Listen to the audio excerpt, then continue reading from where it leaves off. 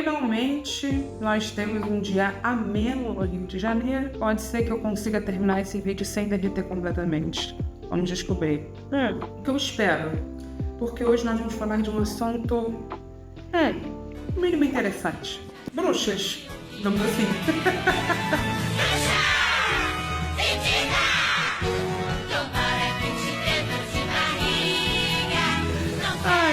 E se hoje a gente tem um imaginário um pouco mais positivo sobre essas figuras, sobre as bruxas, digamos assim, digamos que elas povoaram a minha infância de uma forma nem sempre muito elogiosa. Desde a Bruxa Malvada do Oeste, Nossa, como era o nome dela?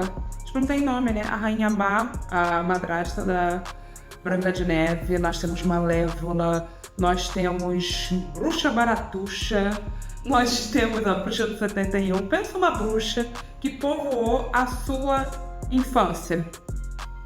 Bom, em geral, elas não são figuras muito elogiosas femininas, certo? Mesmo não pode ser diante dos magos. Nós temos alguns. Em geral, eles estão do lado dos mocinhos. O que será que isso quer dizer, né? Muito bem. Eu sou a Agnes Alencar, para quem ainda não me conhece. Faço parte do Reino Pessoa, sou produtora da EBDcast, sou pesquisadora da religião e historiadora. E esse é um dos quadros que eu participo aqui no Reino Pessoa, que é o De Volta EBD. Então, esse é o quadro em que a gente senta, abre a Bíblia, pega um caderninho e estuda junto os textos bíblicos para entender o que mais eles podem dizer para a gente. No nosso De Volta EBD, nós estamos conversando sobre medo do outro. E para isso, nós temos feito um passeio, digamos assim, pela Bíblia hebraica. E esse passeio, como é que ele é feito?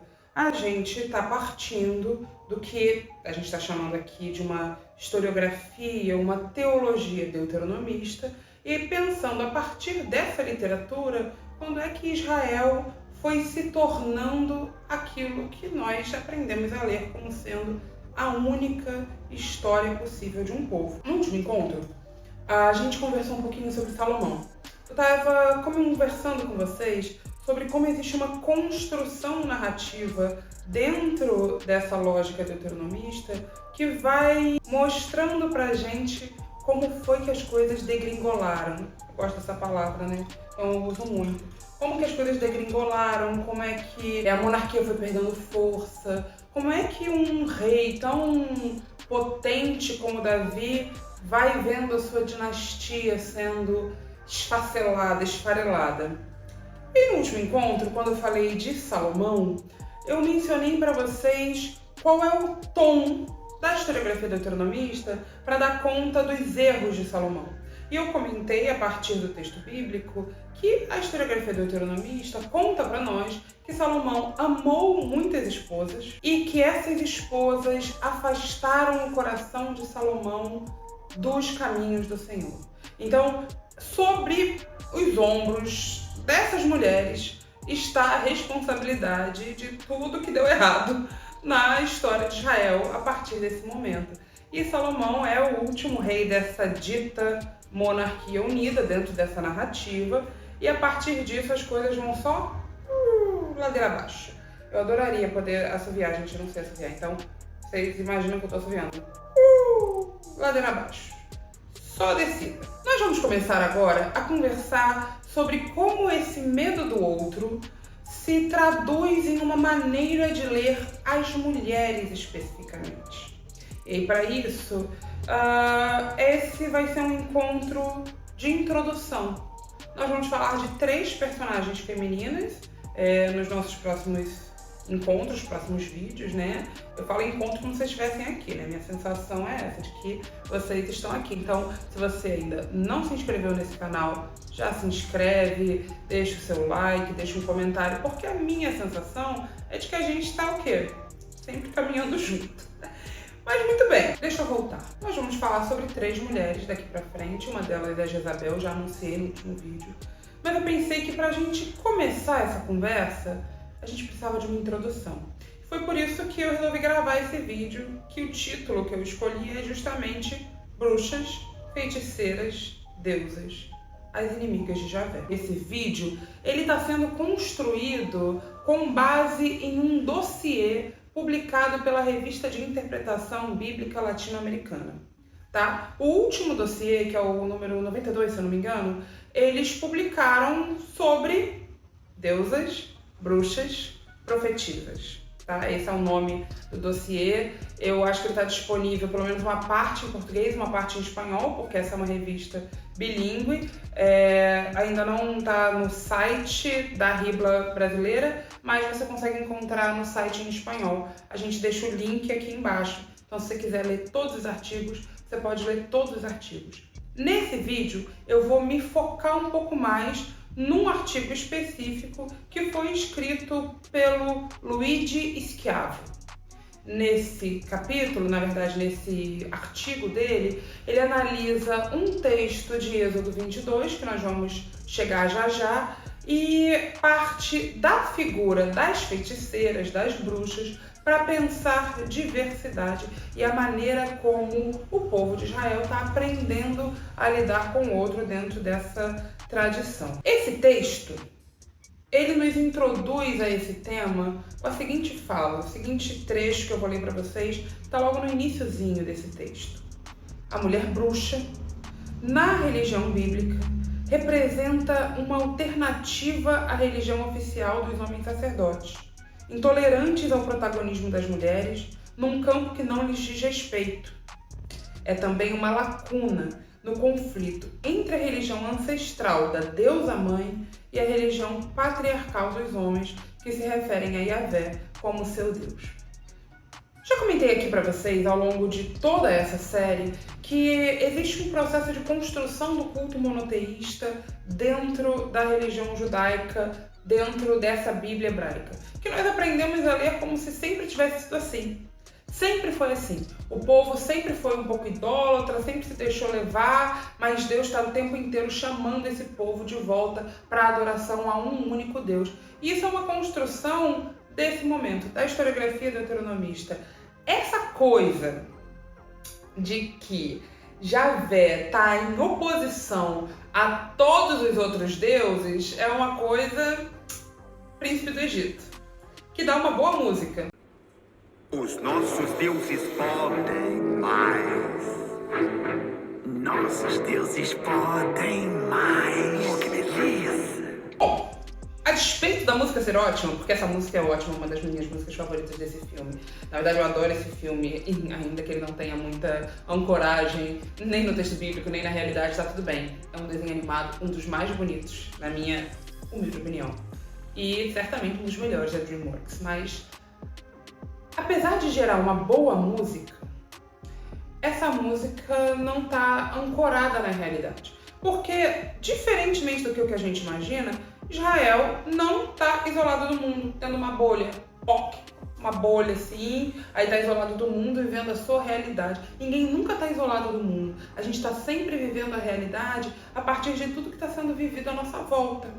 Desse jeito, o Schiavo está contando pra gente que o povo hebreu, ainda que tivesse algumas particularidades na sua vivência da religiosidade, também é um povo que está bebendo da tradição da Mesopotâmia, bebendo dos outros povos, vivendo uma espiritualidade que não é monoteísta.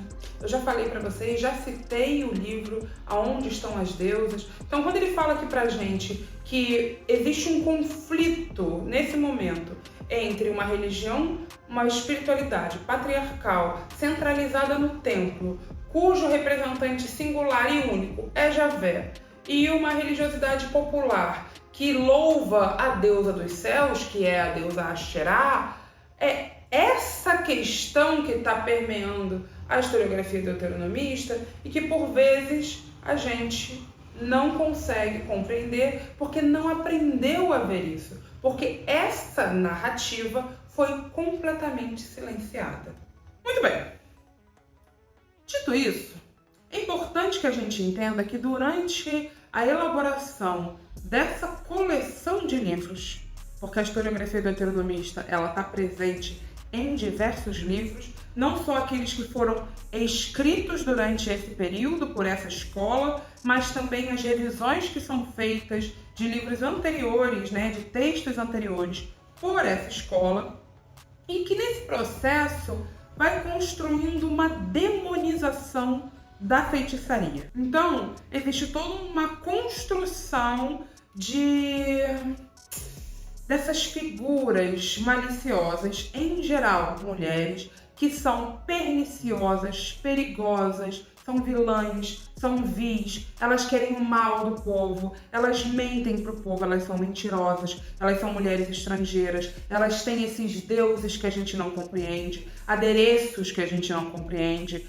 Essa é uma construção que vai demonizando essas mulheres a tal ponto que nós chegamos a um texto que é um texto violento, que vocês podem abrir aí a Bíblia de vocês em Êxodo 22, a partir do versículo 17. Diz assim: não deixe a feiticeira viver. Quem tiver relação sexual com algum animal será morto. Quem sacrificar aos deuses e não apenas a Javé será exterminada. Bom, aqui nós temos um conjunto de leis. Um conjunto de leis que faz questão de inserir um texto que diz explicitamente: não deixe a feiticeira viver. Então está dizendo pra gente o tipo de pena que se espera que uma feiticeira, que uma bruxa tenha, certo? É nesse processo que você vai construindo essa demonização.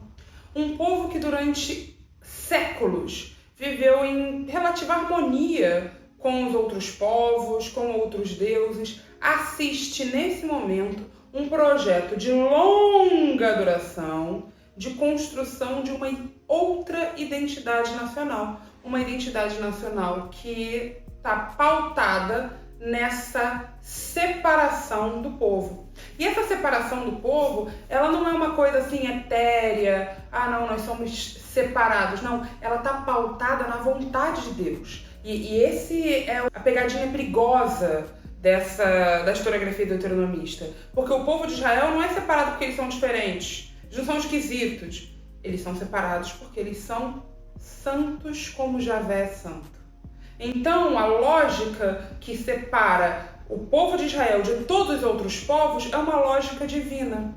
Uma lógica divina que prioriza uma certa pureza. Entende? E aí é nesse processo que você vai assistir verdadeiras violências sendo feitas em nome desse Deus e dessa dita pureza, dessa dita separação.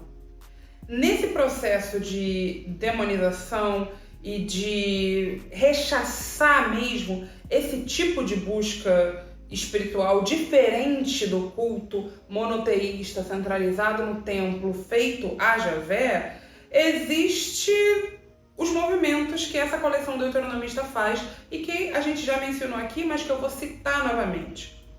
Reforçar que há apenas um Deus e que, portanto, seu poder é superior, reforçando aquele culto monoteísta centralizado no templo. É importante sempre lembrar que esse é um culto que está sempre voltado de volta para o templo, e essas religiosidades outras, elas são religiosidades populares que acontecem fora do controle do templo, e também por isso elas são tão perigosas. 2. Nesse movimento de construção de uma demonização, existe um processo de rechaçar e de condenar toda e qualquer busca de respostas que seja feita a outra entidade que não Javé. Um exemplo disso é quando Saul se disfarça para consultar uma necromante, uma feiticeira.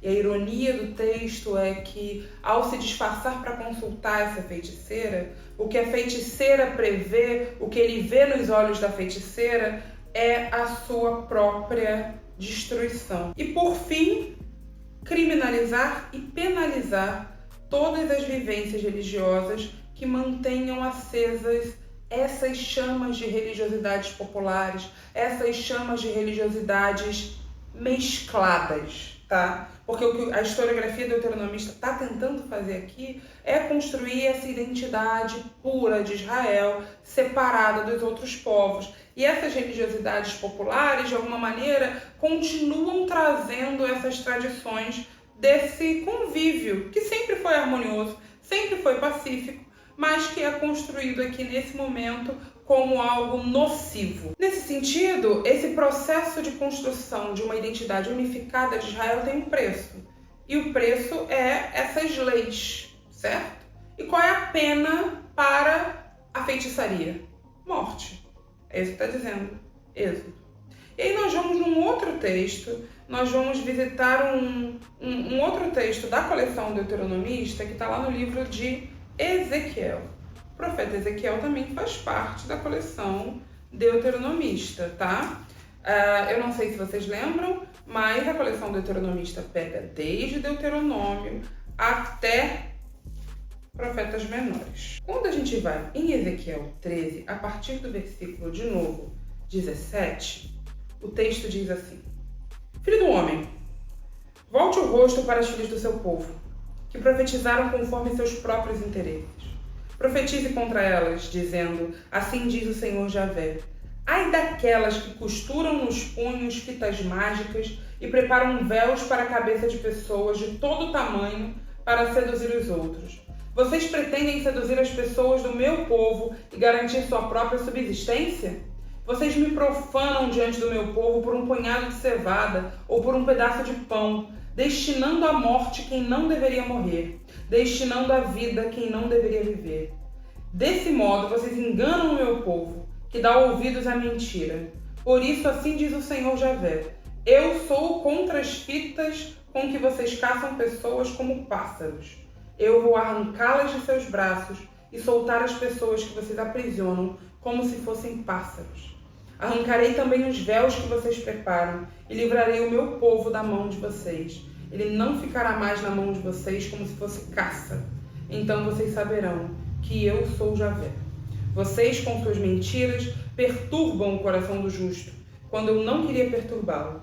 Vocês deram todo o apoio ao injusto, para ele não deixar seus maus caminhos e poder viver. Por isso, vocês nunca mais terão visão falsas e nem farão predições. Eu livrarei o meu povo da mão de vocês, e então saberão que eu sou Javé. Muito bem. Agnes, o texto bíblico, em vários momentos, fala de falsos profetas e falsas profetisas. Por que isso é problemático?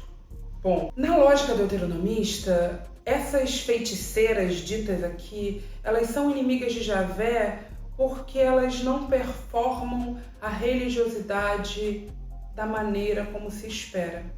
Como é que se espera que essa religiosidade seja performada? Dentro do templo, a partir do sacrifício, a partir de uma religião pura, culturalmente pura, a partir de uma construção identitária focada nessas raízes aqui que a historiografia deuteronomista está construindo para a gente.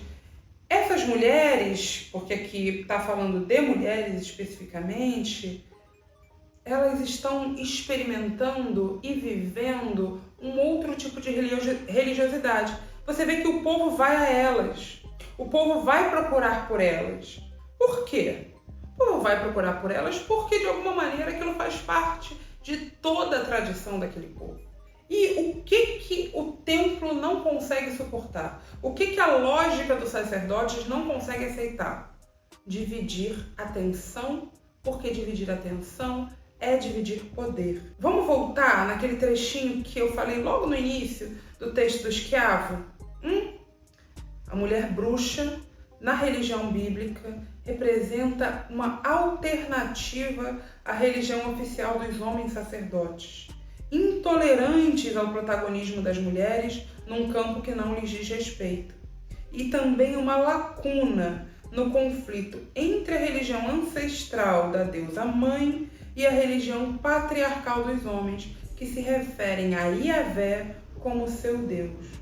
Então, o que está em jogo aqui não é só uma questão de práticas religiosas diferentes, são sistemas conflitantes. E é também por isso que as mulheres são tão perigosas, porque o sistema patriarcal deuteronomista precisa solapar as vivências femininas e populares para não dividir controle, não dividir poder. Nesse momento, a pena para as feiticeiras era a morte, mas, gente, as pobres das bruxas serão perseguidas ao longo de toda a história. O que não falta é gente matando bruxa até hoje. Agora, se você tem uma lei lá em Êxodo para dizer que não é para deixar viver a feiticeira, é porque elas têm algum poder. Eu diria que elas têm muito poder. O que o escravo explica pra gente é que a feitiçaria ou essa figura da bruxa não é o ponto principal aqui. O ponto principal é a dissidência. O inimigo a ser eliminado não é essa mulher feiticeira ou essa mulher que de alguma maneira desafia esse Deus Javé. A questão é uma prática religiosa alternativa. A questão toda é o diferente. Não tem como suportar uma forma diversa de viver a religião. E aí o problema todo que está apresentado aqui pra gente, e que a historiografia deuteronomista constrói dessa maneira, não é se tem gente adorando a Axerá ou não. A questão toda que apresenta para nós a chave do medo do outro, a chave que nos ajuda a desvendar o porquê dessa maneira de ler o mundo, que existe um problema numa miopia monoteísta da prática deuteronomista que os incapacita de perceber, reconhecer e respeitar a diversidade. A vivência monoteísta deuteronomista, para que ela vença, para que essa narrativa vença, ela precisa solapar todas as outras. Essa narrativa monoteísta dos nossos queridos deuteronomistas, ela é etnocêntrica e etnocida. Sim, é nesse processo de construção identitária que você vai silenciando e abafando todas as outras vozes, colocando todas essas mulheres que estão performando tanto religiosidade quanto feminilidade de um jeito diferente no lugar de feiticeira. E feiticeira só resta a morte. Próximos encontros nós vamos falar de algumas mulheres, fazer alguns estudos de caso a partir dessa moldura teórica que a gente construiu nesse De Volta a EBD. Até o próximo vídeo. Tchau!